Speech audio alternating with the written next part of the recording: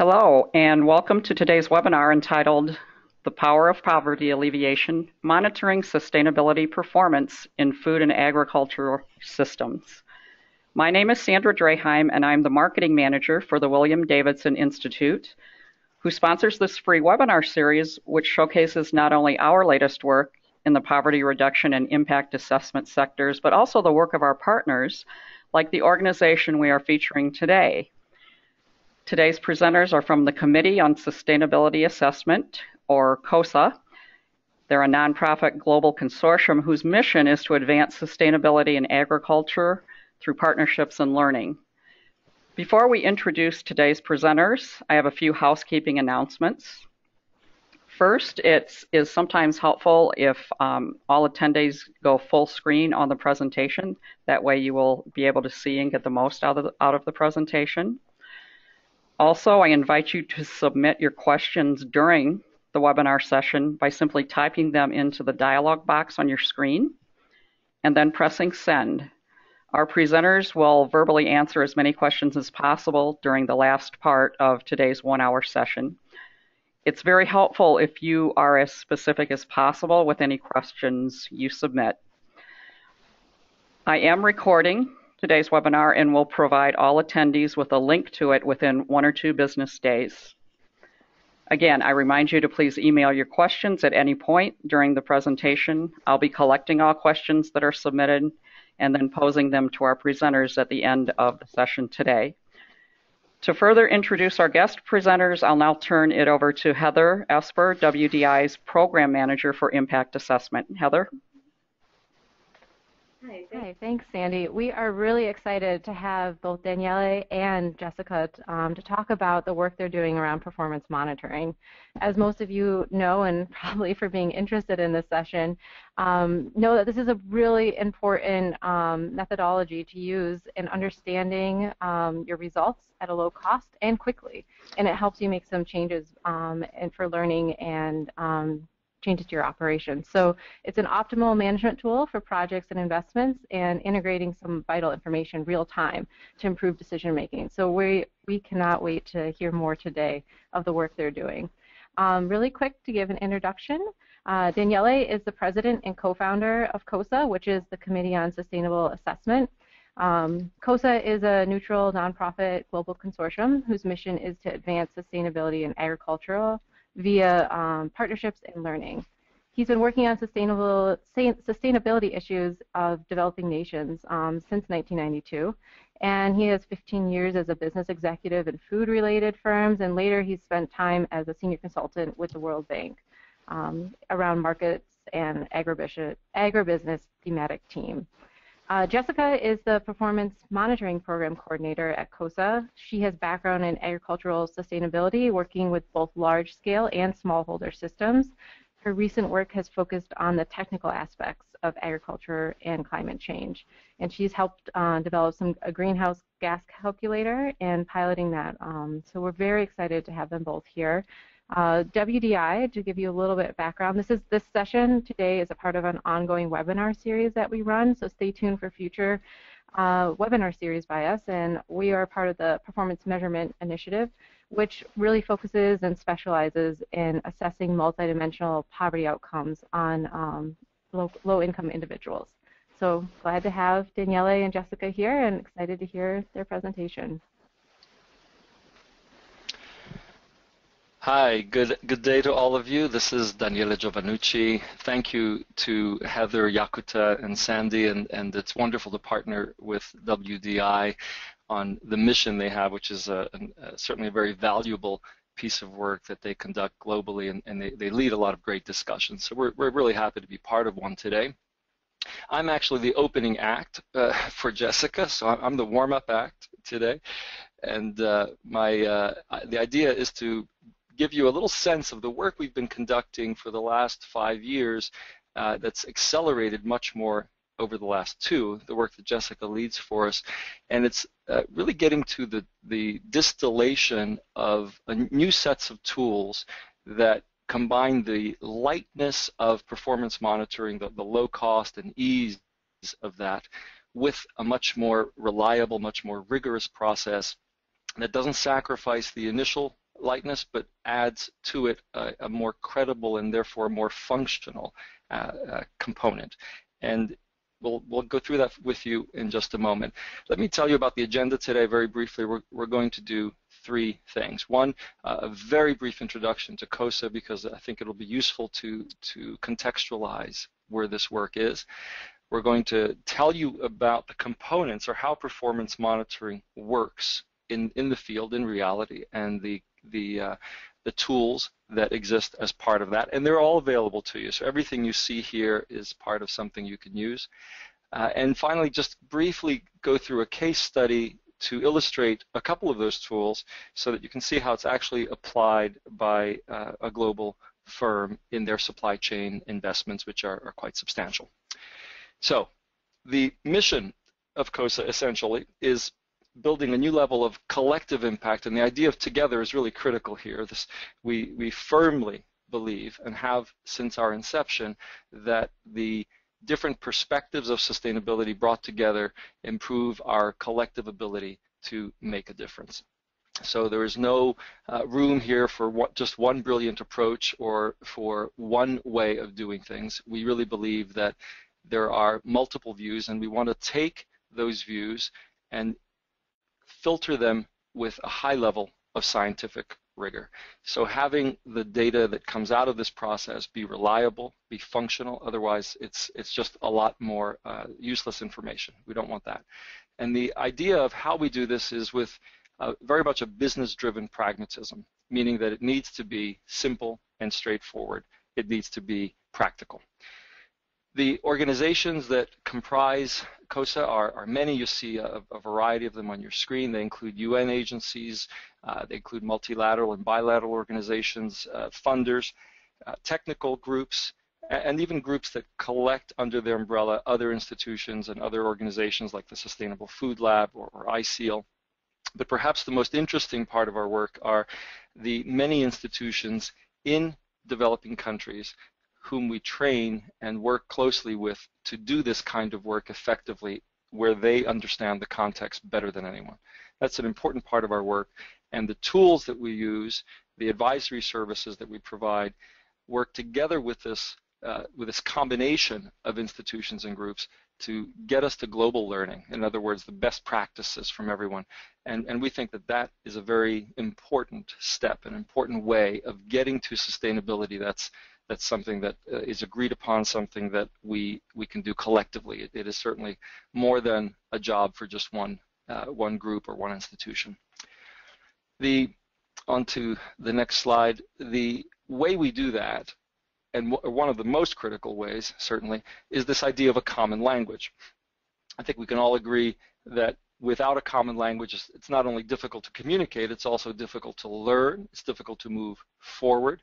I'm reminded of an example that was pointed out to me very recently by a colleague, that NASA, the National Aeronautic and Space Administration of the US, lost a $125 million Mars probe some time ago, simply because the two teams working on the launch codes or on the pattern codes, one was working in metrics and the other one was working in the US approach to measurement, right? So two different engineering teams, all brilliant, all intelligent, but slight and significant miscommunication creates a disaster. So we really feel that this common language is key, and one of the ways we do that is by having developed with hundreds of institutions over the last decade a set of standardized indicators.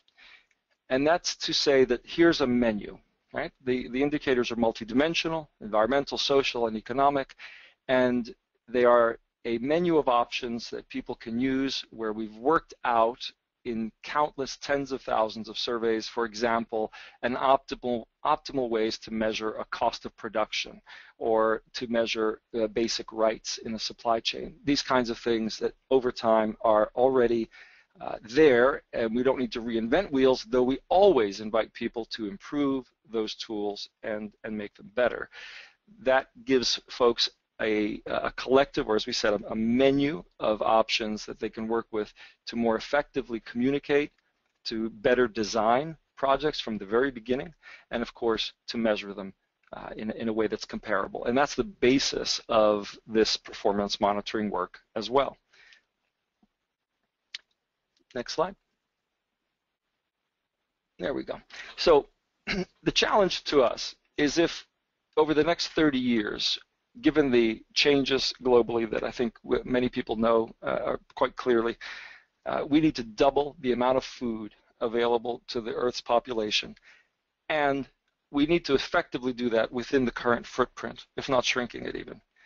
So the only way to do that is to really be much more effective than we have been with agriculture and with sustainability.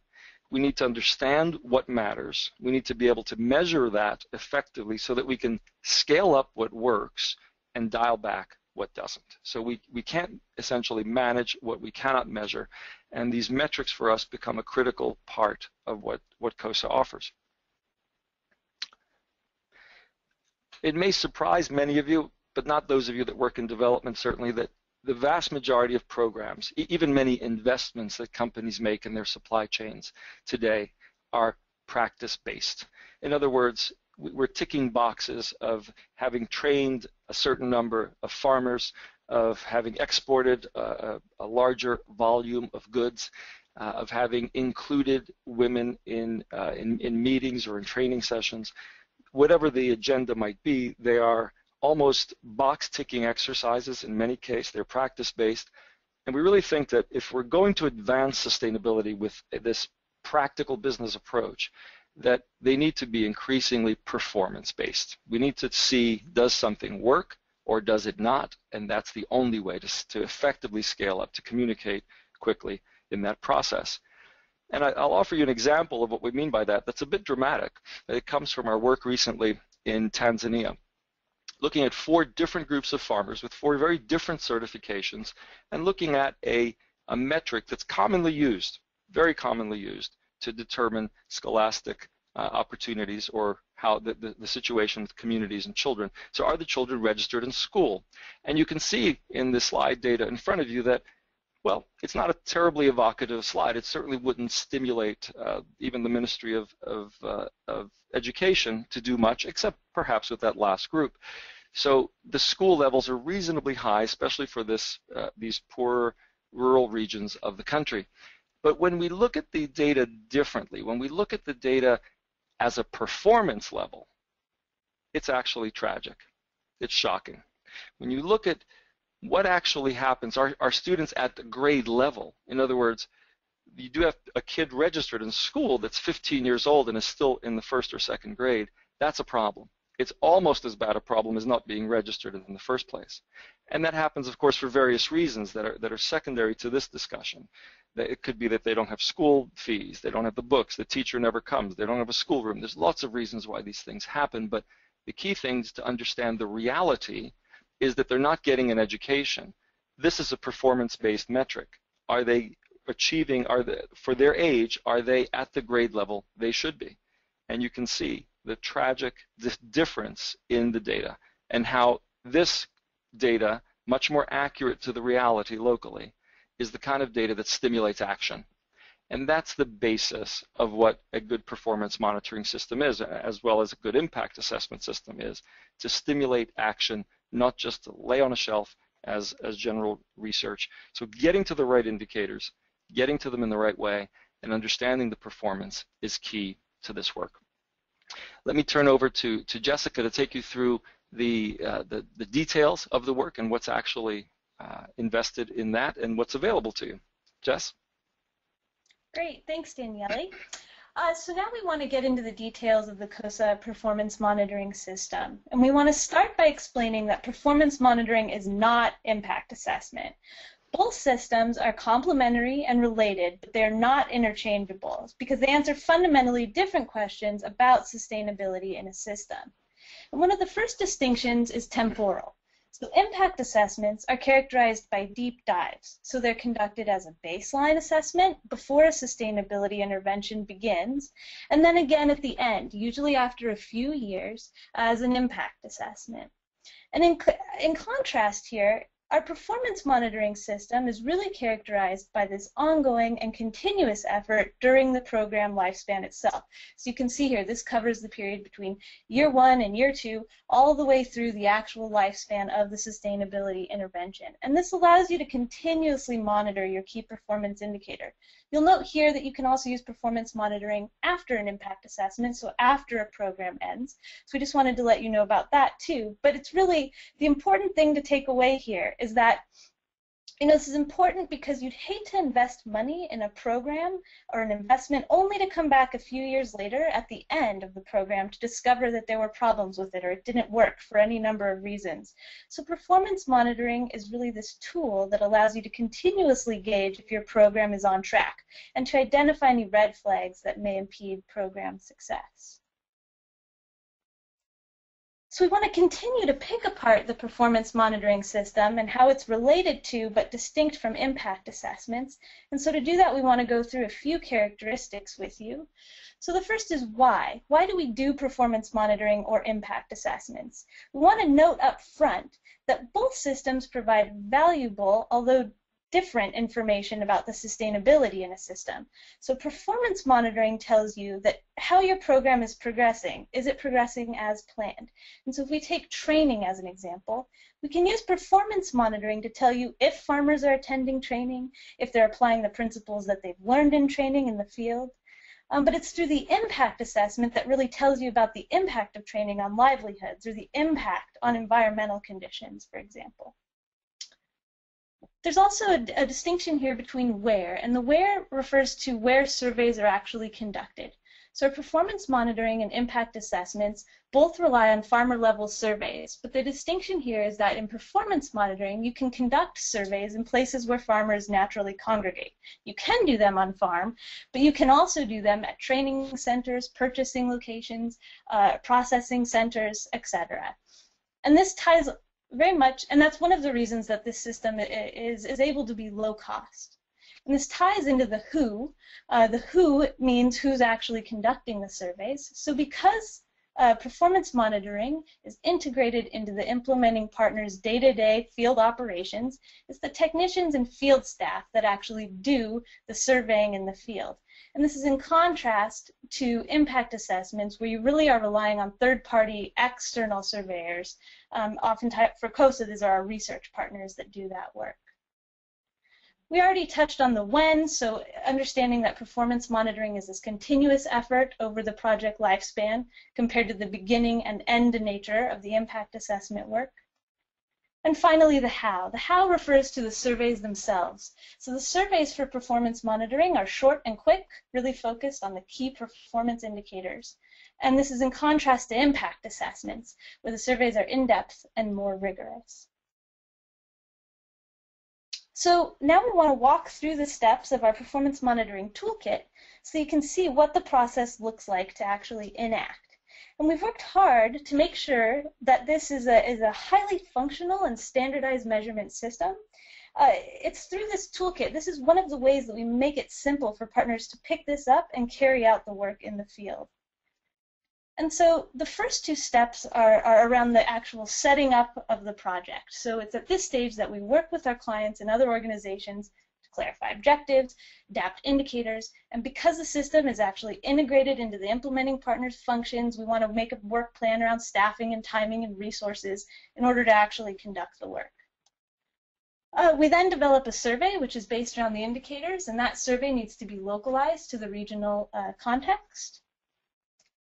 And then we'll do a training. So trainings usually last 1 day, and we'll train those local field staff and technicians to make sure that everyone's interpreting and asking the questions in the same way. The surveyors then head out into the field and actually conduct the interviews.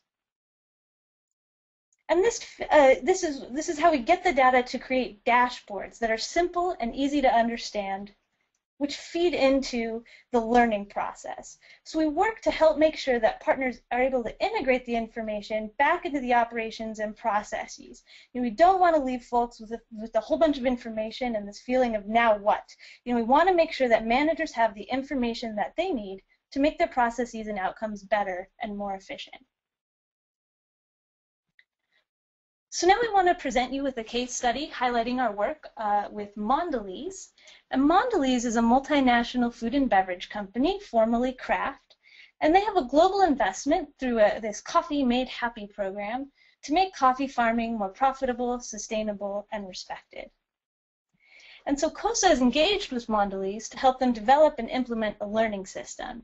And the reason we say learning system is because we want to get beyond this practice-based monitoring and evaluation and really start to integrate learning back into the operations and systems based on performance.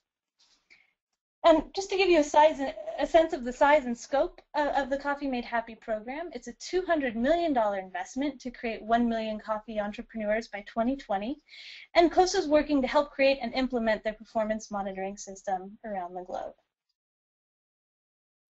So COSA Performance Monitoring is a system made up of unique characteristics that make it useful and functional. And these characteristics are how we provide Mondelez and other clients with value.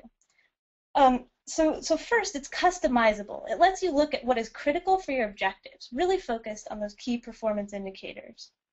It's low cost for some of the reasons we've already mentioned because it's integrated into your normal business operations.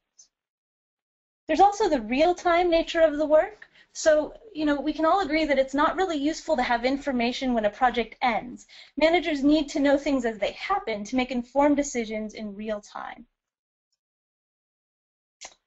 We've also standardized the system so that you can manage and compare multiple projects across countries and regions. And then it's auditable. So there are times during a project lifecycle where you may need some reliable data checks. And so performance monitoring links in a standardized way into our impact assessment system for that extra assurance. So, like we mentioned before, we've packaged these processes into a toolkit to make it really simple and easy for partners to pick up and use. And we want to unpack two interesting pieces. There are others, but in the time we have here today, we just want to look at two pieces that really help make the work possible. So the first piece is our COSA Tech digital data collection system. And it's through this system, this is one of the reasons that we're able to facilitate data management and reduce costs.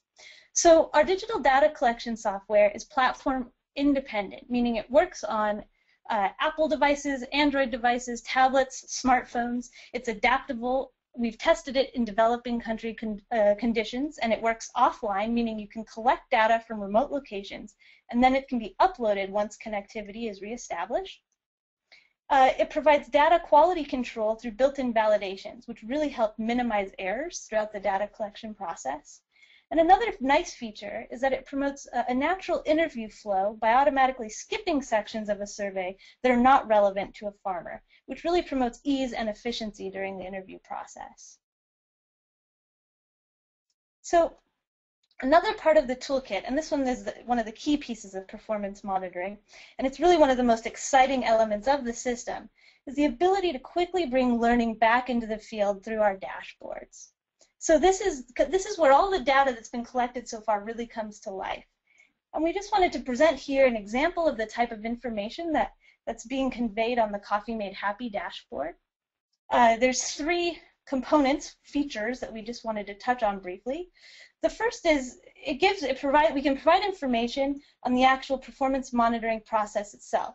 So we can generate statistics on the number of surveys completed or the performance by surveyor, and you can see that on the right-hand side. In the middle, you see a mapping feature, and this is when the surveyors are out in the field collecting data, the software actually makes note of the location of where the survey is taking place, and that information can be fed into a map, and so you can see that data presented here as well. And then finally, the meat of the dashboard on the left-hand side are these interactive indicator icons, and this is where you can really drill down into the specific elements of sustainability addressed in your survey. So you can click on harvest or training or fertilizers and start to unpack and see all of the different elements that are represented by those topics. And so through our dashboards, we ultimately have two goals with the dashboards. And the first is to provide quick and easy information enabling managers to make decisions in real time about their day-to-day operations. And that's the straightforward objective. But it enables accountability across the supply chain because all of the stakeholders and partners have access to the same data. So information is shared, making everybody involved in the system co-creators and participants in the assessment process. And this really speaks to one of COSA's grand aspirations about democratizing data. You know, it's through our dashboards that we're really designing a learning and management tool. It's a place to exchange and learn, and it's not an evaluation tool.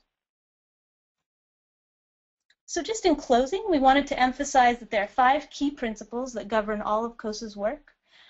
We believe in common indicators that allow us to share language and learn together. We believe standardization provides clarity, reduces cost, and feeds good project design. In local capacity, and this is not just because it's the right thing to do. You know, building local capacity actually provides a better understanding of local realities and helps create real change. We also believe in a multidimensional view of sustainability. So oftentimes projects get stuck in their niches of understanding sustainability only in terms of high yields or training or good agricultural practices. We think it's important to be aware of the synergies and trade-offs between the multiple dimensions of sustainability, economic, environmental, and social, for a more holistic and balanced understanding of sustainability in a system. And finally, we ensure the international validity of our work by benchmarking to international agreements and standards, like the ILO or the WHO. Our work is backed by the best practices in the community around content and process, and that way we can all benefit together from the collective impact. So we just want to thank you for joining us today. We've really enjoyed the opportunity to share our performance monitoring work with you. And as a nonprofit working for the public good, we invite you to talk with us and be a part of the process. And we look forward to your questions. So thanks so much. Thank you very much, Jessica and Daniele, for that excellent presentation. We're going to open up the event now to the question and answer portion of the webinar, and we have gotten a few questions in. So the first one is this.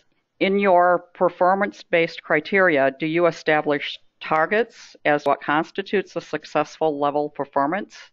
And also, do targets differ for if you are monitoring versus if you are assessing?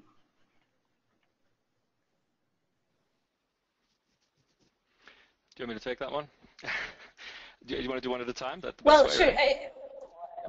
Yeah, so I mean, I was just going to say one thing right off the bat, that we'll work with an institution or organization may actually set targets. We want to make sure that we're 50% of the folks attending training are women, and then in that case, we'll help them reach their own targets. I'm not sure I completely understood the second portion of that question, Daniele. Maybe if you did, you can take that one.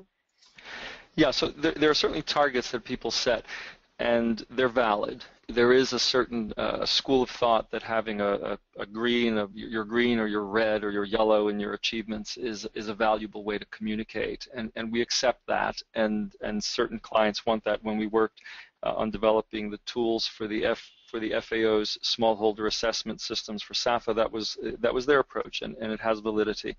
Our own tendency, though, is to work more with the actual data itself, recognizing that even in the same country sometimes, certainly across sectors, what we think is an appropriate level of achievement in the Cerrado in Brazil would be very different than what it might be for a farmer in the highlands of Burundi.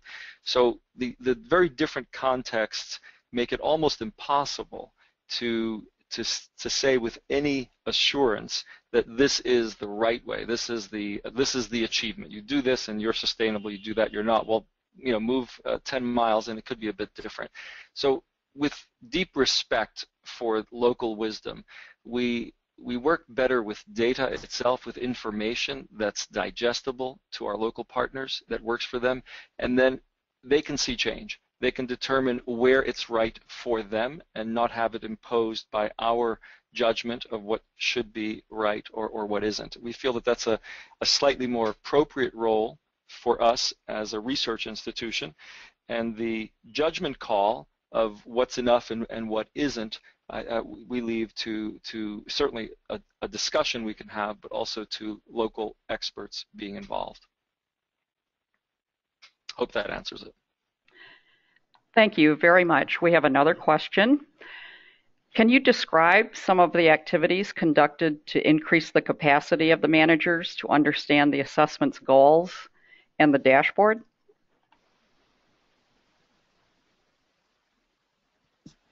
Well, I mean, I think just having access to all this data coming out of the field in this easy to understand format, right? So it's built in. So we work with the managers to both develop the dashboard. We want to display back to the actual managers the information that's pertinent to them. So that happens through using the key performance indicators to develop a survey that makes sense for their organization and their local realities.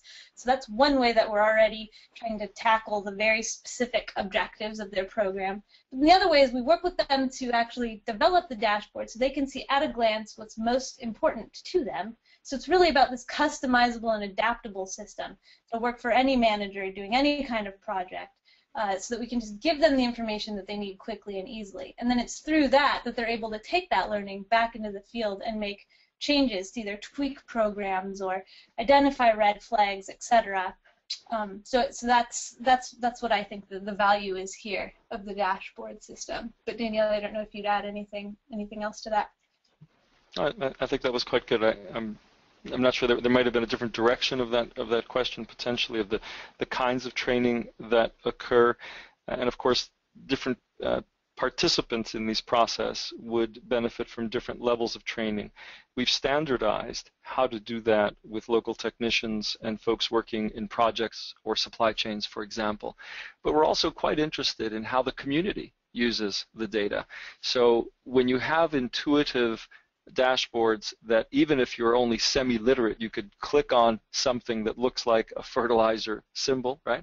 And you can go to it and see how that's changed over time. This enables partnership. It enables a community or a supply chain or a local group of farmers, a cooperative, whoever it is, to actually begin participating in the process with the same level of information as everyone else has. And so accomplishments, failures, shortcomings, things to focus on become evident to everyone right off the bat. And that initial discussion is important in order to get everyone on the same page, accepting and understanding what it is we're presenting as data. That's what makes data live, and that's what creates the partnerships that really accelerate the development in the field rather than the often imposed projects. I'm sure a lot of folks on this call are familiar with the typical we'll train them project. We know they need training because they're poor or they have low yields or whatever, and so they go in with training programs and people nod yes and off we go. But it's much rarer, and I think very important for us to have that discussion of what the needs are, how are we going to measure what success is and what isn't, who plays what role, who has different responsibilities. I think that's where we get to this idea of a group genius, or even working together with different partners to more of an impact that's collective, rather than having farmers or communities be subjects of a program or a process. Right? They should be very much a part of the solution, even co-leading it. So that part of the training is often a little counterintuitive for folks who are accustomed to a much more hierarchical, we're going to give you 10 cents a kilo and you're going to do this. It's, that's not exactly the way sustainability succeeds over time, and we have ample evidence to note that those kinds of approaches, those mechanistic or Cartesian approaches, really have very limited success. Thanks. Thank you. Next question is this. Can you take us through an example of how Mondelez or other businesses you've worked with have used the dashboard to make real-time decisions?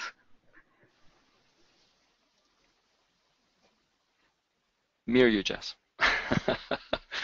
We're not in the same office. Sure. Okay. You want to go? Go ahead. It took me a second to get off of mute. Go ahead. Okay, great.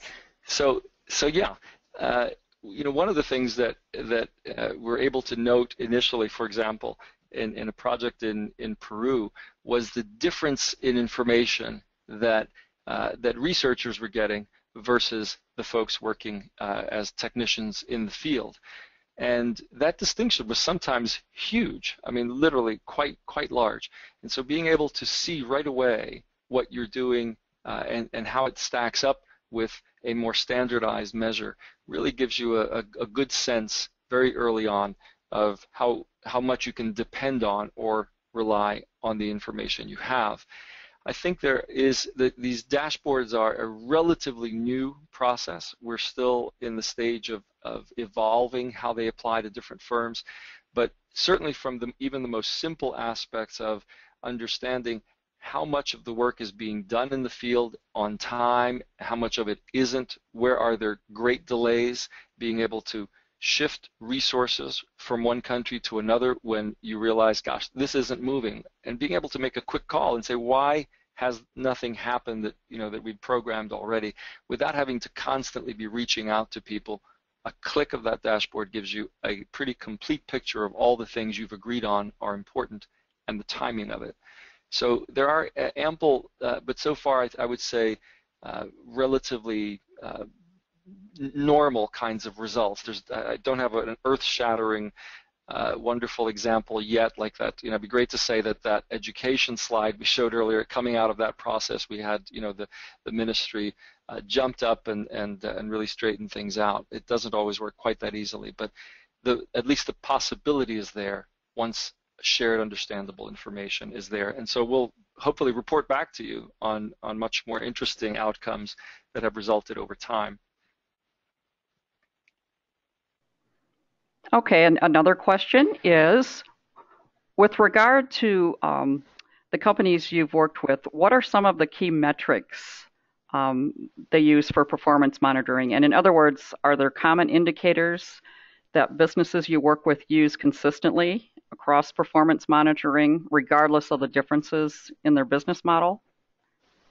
Sure. I mean, I'd say, go, Daniele, I don't know. Please. I was just going to say that, I've definitely noticed a few trends. So if we think about it in terms of economic, social, and environmental sustainability, around economic sustainability, people are always curious about business management training, in some cases access to credit or finance, yields are always a big one. And in the environmental section, always good agricultural practices, so training around those, good efficient fertilizer or pesticide use, protecting soil, water, forest, different environmental components. And socially, women and children issues, producer organizations, those themes tend to reemerge time after time, I would say, from what I've seen so far. Yeah, I would add that there's a couple of interesting ones that emerge as well. So it's interesting to see trends, and one of them is that companies are beginning to take, in some cases at least, a longer-term view toward the supply of agricultural products in their chains, and particularly in the involvement of youth. So where the understanding of why is it that the next generation is or isn't really interested in the work becomes a valuable tool in driving both the ability of a community to be to prosper and be sustainable, and also, of course, much to the direct interest of a company to ensure that those relationships they've built and that those supply sources also persist over time. So I think the youth question is an interesting one that's taken a lot of precedence lately in discussions.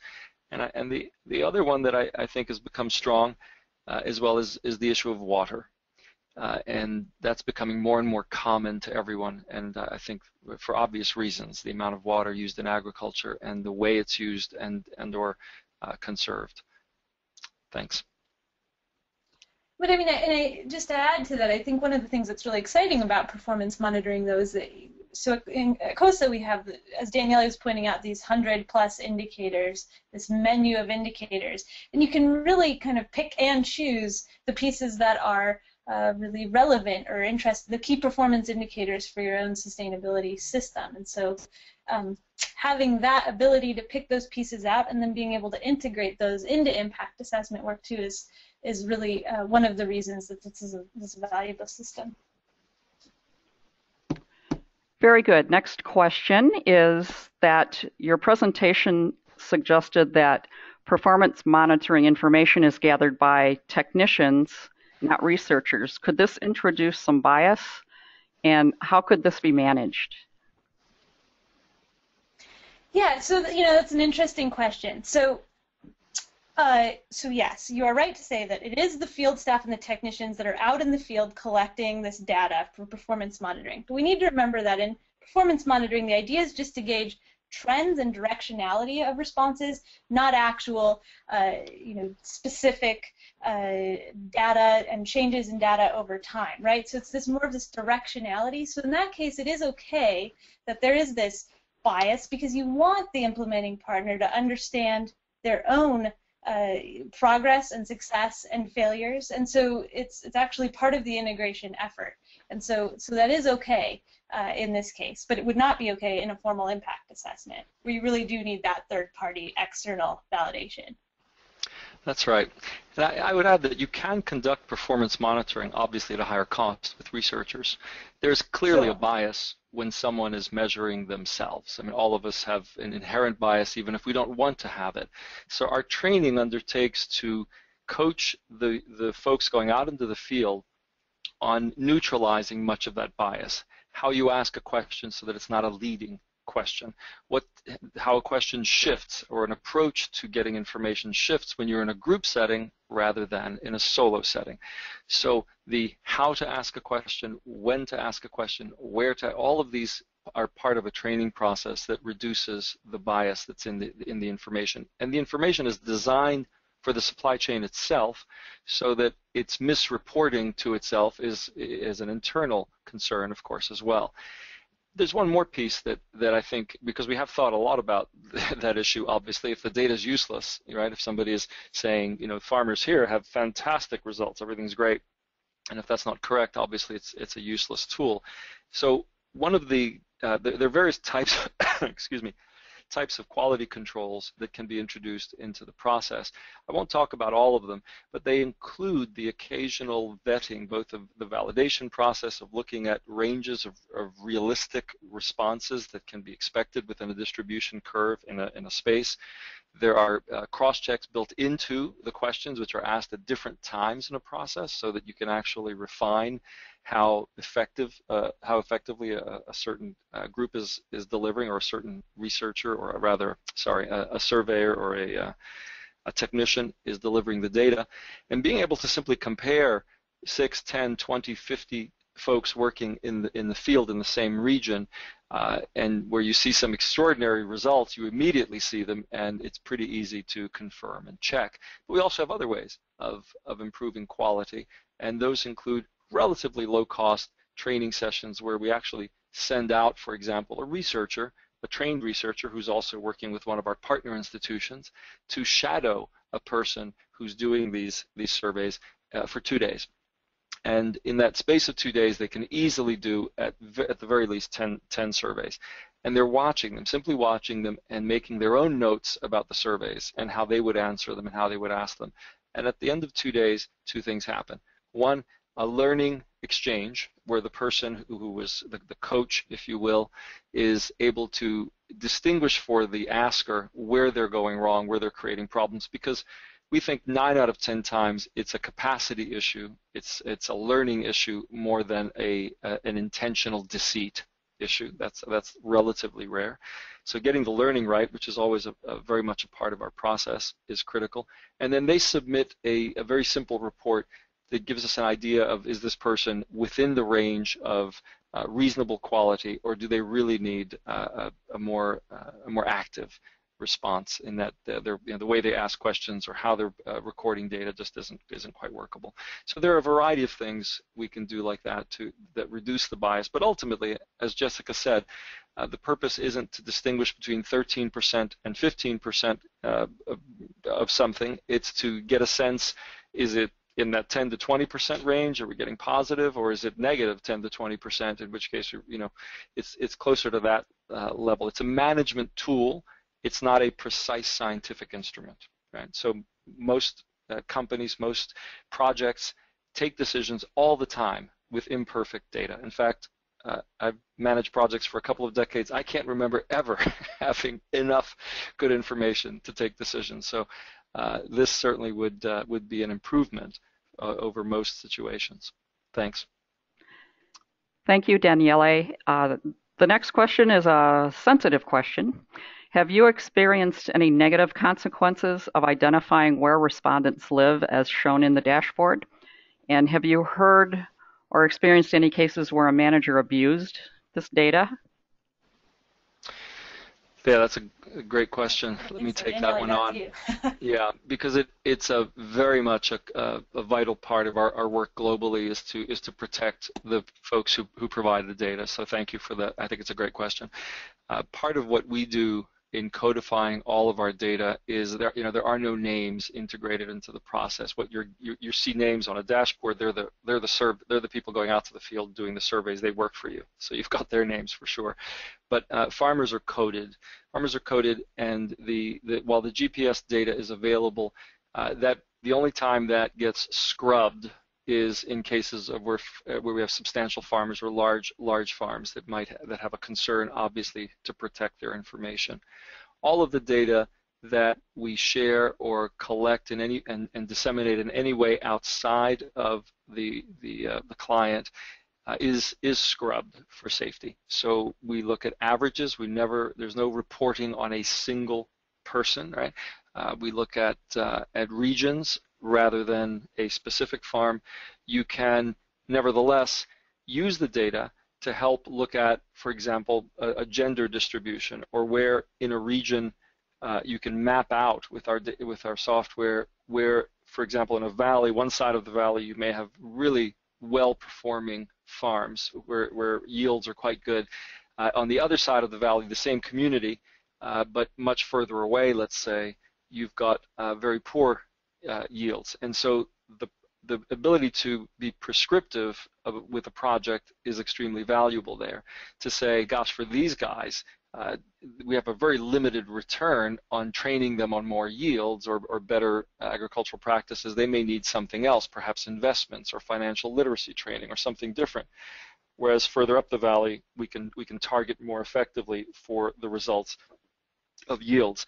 So we haven't, the people who are working within these projects either are part of a supply chain or part of a development project, or an investment that someone's making. So they voluntarily submit their information. As far as we know, we've never even had an inkling of someone going back, because typically the kind of data we look for isn't the kind of data that would encourage anything like retribution. But I appreciate being reminded of that, because we always want to be highly sensitive to the folks that we get information from, and I think you see, hopefully, from our commitment to democratize data and to make this available to the same folks who have provided it, so that there's a dialogue rather than the usual research. You get information and you use it, and the folks you got it from never even see it, much less get to participate in it. So their participation is I think a key part of this process, and part of the ethos or the interest of most of the companies we work with, even though that may not have been the historic approach they take, right? I just want to point out something that's fascinating in this process. Most of and this happened with a global trading company that was conducting the work they do to gather a commodity in the field, which is very transactional, right? It's about price, it's about delivery date, it's about a certain volume, and it's about a particular quality level, right? That's it. It's a transaction. Lowest cost wins, etc. And when we started working with that group, the technicians initially were very resentful. Oh, great, another thing to do, as if I'm not busy enough already, right? We've got to ask more questions. And so we were pretty concerned about the success of that project and whether we had, done this right or not. And we knew we were trying to get that, what we're asking them to do to be minimal, but still, it is something, right? We found out, quite surprisingly, at an international conference about 8 months after that initial foray of training, that the person who responded to this was a senior executive in the firm, said, we're really thrilled. I had no idea what he was going to say. He said, really thrilled with this process, and our people in the field love it. They report to us that while at first they were concerned, that it's actually altered the nature of the discussion they have with farmers. They're now being paid to have a human exchange with a farmer to talk to them about how's the erosion, how much pesticide are you using, how's the family, having different kinds of questions, therefore a different relationship, which besides being just from a simple human perspective a much nicer way to work, also has potentially a really valuable commercial payoff in having a relationship with someone. And so the altering the discussion is part of what sometimes these indicators can do, and they alter that discussion with everyone in the supply chain and within the company, because you're not now just talking about cost or delivery date. And I think that's perhaps one of the part of the power of this entry point, this spearhead of information about sustainability that for the first time is credible, reasonably gotten, reliable, consistent, and people can begin to get a grip on what the issues are and discuss them with local partners. Thanks. Thank you very much. The next question is, what are the costs of setting up the mobile data collection tool and the dashboard system for a small business? Jess, do you want to? What are the? Maybe you should take. I mean, I don't like sure. Actual costs. So the cost can vary. You can do this to any extent you want. Essentially, you can take indicators. The simplest way you can do it. You can go on our website, take some of the indicators. We can help you resolve what they are. You might use some help in designing a survey and getting clear about what it is you want to measure. And then loading that survey onto whatever software you like. You could do it yourself, literally, with in iForms if you really wanted to do your own piece of this. So the cost would be relatively minimal. The way we conduct these processes requires us to have a mapping process initially to really understand what the direction, the goals, the things that influence the firm and their desire for information. We help them really distill the key information they want to get to in a discussion process, and then we help build surveys that are effective, and we test them in the field and adapt them locally with their own teams. The last piece is then to load it into the software and to create the dashboard. And so if you're going that route, there is an initial sunk cost that is easily in the tens of thousands of dollars, right?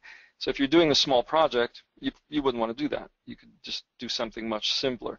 But if you're doing a large project or you're doing something that's multi-year, or certainly if you're working across countries, the initial sunk investment essentially is not inexpensive, but once you have it, it's basically the maintenance of the software, assuming that the folks you're working with, and these days a lot of folks have at least semi-smartphones or tablets, are relatively low cost. We actually find the technology to be lower cost than using paper surveys. Lost surveys, data entry costs, data entry errors, time lost, etc. We find that it reduces the cost of doing the work. So the range is whatever you want it to be. Certainly it's at least a couple of $1,000s. And it can be substantially more when you're talking about global systems over multiple years. The costs escalate well into the six-figure sum.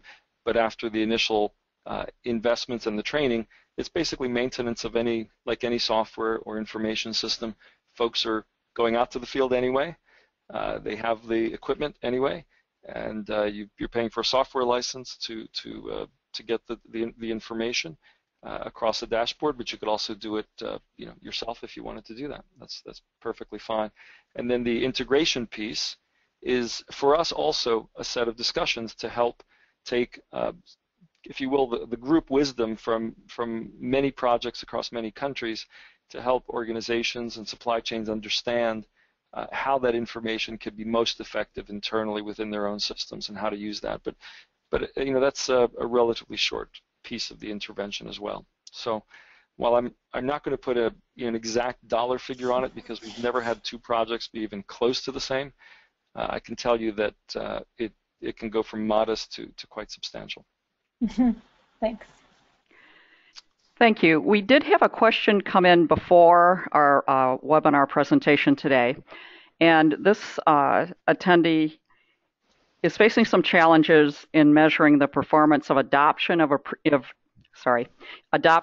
improved practices.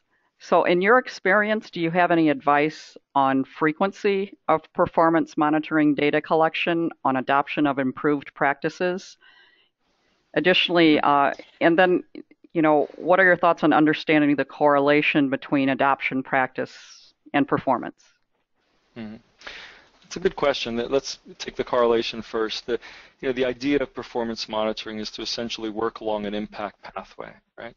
You have hopefully a reasonable assumption, part of what we discussed early on, that what are the interventions that you think will lead to the outcome you're looking for. So we look at the effective impact that's desired, and then work back. What's likely to create that? You have to have that discussion with the community as well, because what you think it might be may not be their priority or what they think it might be. So once that's clear, the points along the impact pathway become somewhat easier. So it's pretty well documented that if you do sufficient training and provide adequate seeds and inputs to a farmer, and they have good soil management, etc., this good agricultural practices, that they can easily improve yields. So if you're looking for the impact of an improved livelihood, and yields could be the outcome, better yields, and along the way you've got a set of whatever the packages that you've identified as missing in that space, perhaps more rational water use or whatever that is, you can actually measure the distinct pieces along the pathway as you go, right? So you're then moving along something that's highly rational, but it isn't guaranteed, right? You might do all the training in the world, and we've seen this, or you might have two certifications operating, the same certification rather, operating in two contiguous countries in the same sector, having very different results, very different results. So that's where as Jessica said earlier, the impact assessment still has considerable value, because you don't always know if you're getting the actual results that you're expecting to have, but you work with likelihoods. So that's that. In terms of how frequent, it depends on what the intervention is and what the intermediary steps might be. So the question's a little too generic for me to venture a good guess, but optimally in supply chains or in projects, you want people to be communicating more than once a year, right? And I think that's one of the things projects are often surprised to see, is that they launch these projects, pay for all of these things they think they're doing, and they realize that, well, it's being conducted 3 times a year. Someone's doing a training, gathering a bunch of farmers, feeding them a sandwich and giving them a t-shirt, and that's it. That's what you paid for, and really not much else. And so even that is an interesting bit of information to realize that sometimes they're not going out to the field. They're not talking to farmers. They're not seeing what's actually going on.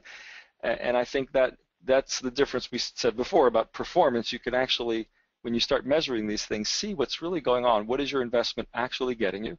How quickly is it moving?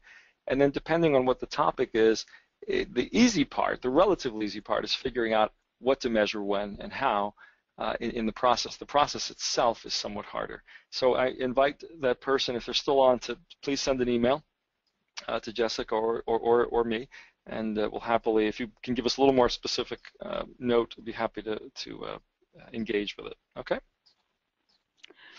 Thank you very much. This brings us to the end of our webinar session today, and we'd like to thank Daniele and Jessica again very, very much for being our presenters today and answering a wide variety of questions, which we were happy to be able to have time for today.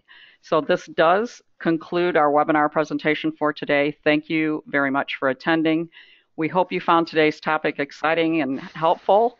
And again, the webinar today has been recorded, and I will send out a link to the recording within 1 to 2 business days to all attendees.